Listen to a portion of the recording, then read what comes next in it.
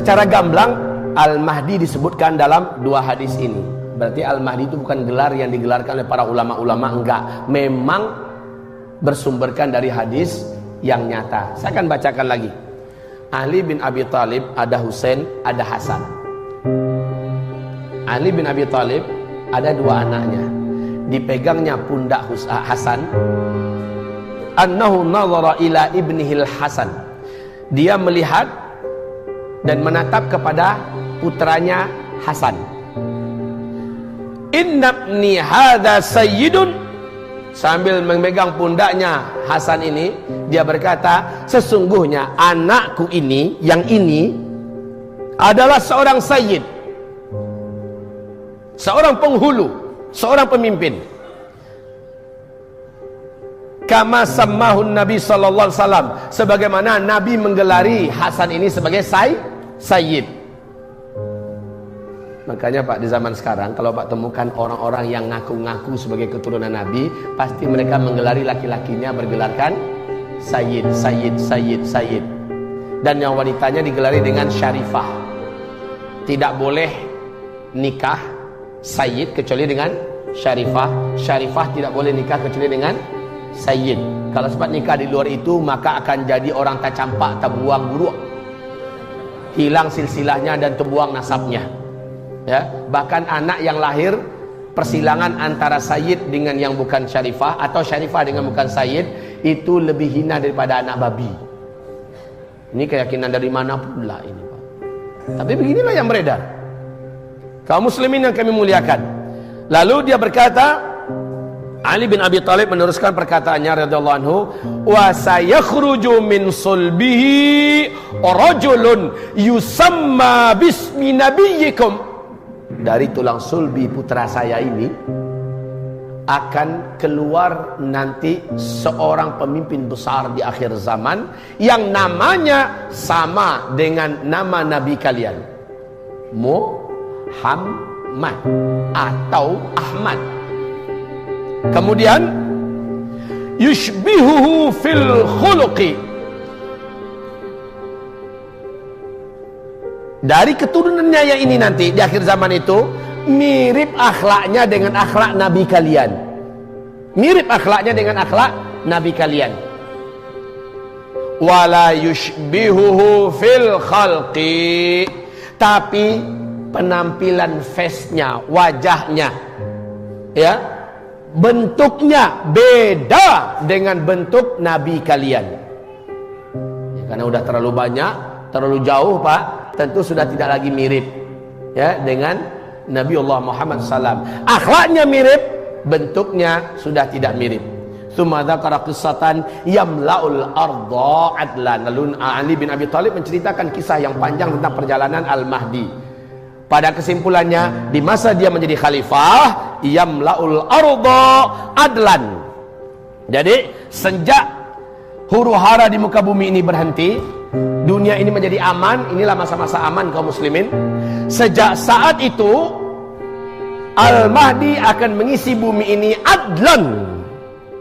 Akan mengisi bumi ini dengan adlan, keadilan. Sebagaimana bumi sebelumnya dipenuhi oleh kezaliman, kejahatan, perang demi perang, kebrutalan demi kebrutalan. Sebelum beliau menjadi khalifah, beliaulah yang menghadapi ini bersama orang-orang yang beriman kepadanya. Saat semua huru-hara selesai, ya, huru-hara itu adalah yang keempat di sini nih. Penutup untuk fase keempat. Ini tanda besar kiamat yang keempat. Apa itu? Ya'juj dan Ma'juj. Ya. Dan ini adalah Isa alaihi salam. Kemudian yang ini baru Dajjal laknatullah alaih. Nah, makanya saya katakan tadi awal-awal, antara Al-Mahdi, Dajjal dan Isa adalah tiga manusia legendaris akhir zaman yang bertemu dalam satu periode, satu zaman.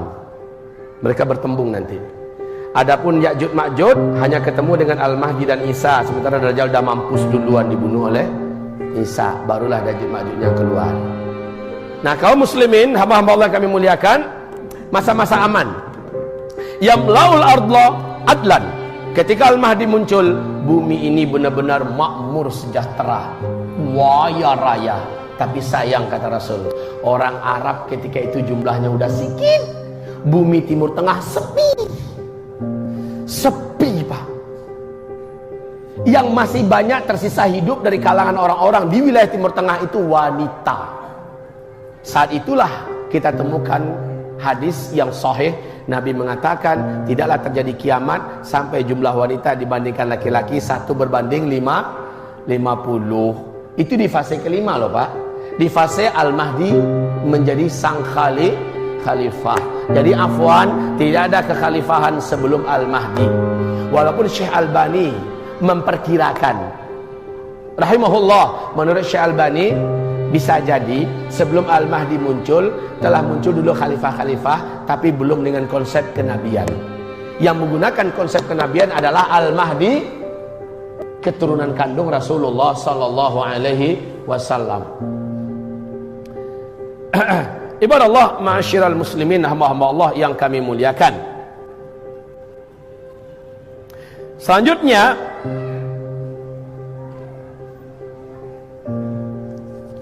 Rasulullah sallallahu alaihi wasallam menyebutkan tentang ciri-ciri khas yang nggak bisa dikarang-karang, Pak, dibuat-buat. Ustaz, ini kan zaman orang bisa buat operasi plastik.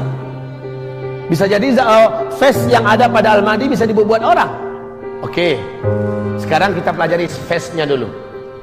Face Al-Mahdi ini mirip nggak dengan orang-orang yang mengaku-ngaku sebagai Al-Mahdi? Yang paling saya gelik, Pak, yang ngaku Al-Mahdi di Medan itu loh. Harusnya dia berkaca diri dulu. Saya ini level nggak dengan Al-Mahdi? Segi bentuknya aja, Pak, ngaku-ngaku sebagai Al-Mahdi. Al-Mahdi itu ciri wajahnya disebutkan Nabi berikut ini. Dari Abu Sa'id Al-Khudri radhiyallahu anhu, Al-Mahdiyu minni. Al-Mahdi itu adalah dari kalangan keluargaku. Ajlal jabhah, dahinya lebar. Dahinya lebar. Kalau dahi lebar mah banyak di mana-mana.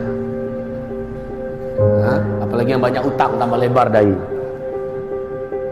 Ajlal jabhah, aknal anfi. Tulang hidungnya mancung dan runcing lurus. Lah, hidung-hidung kelas kita ini nggak level jadi Al-Mahdi. Yang di Medan tuh harus tahu diri dong. Kaca dulu hidungmu gimana, urus tuh hidung. Rasulullah menyebutkan alisnya seperti bulan sabit yang melengkung. Enggak alis kayak gini, ini alis Jackie Chan ini, alis Jet Li, ya, alis bapak ini, ini alis masyarakat Indonesia. Al-Mahdi itu alisnya seperti ini, melengkung seperti bulan sabit. Kemudian ibarat Allah yang kami muliakan, yamlaul ardha qistan wa adlan. Dia akan mengisi bumi ini dengan keadilan dan kenyamanan. Tenang, nggak ada lagi perang di zaman dia. Kaum muslimin, kama muliat jauran wa zulma yamliku sab'a sinin.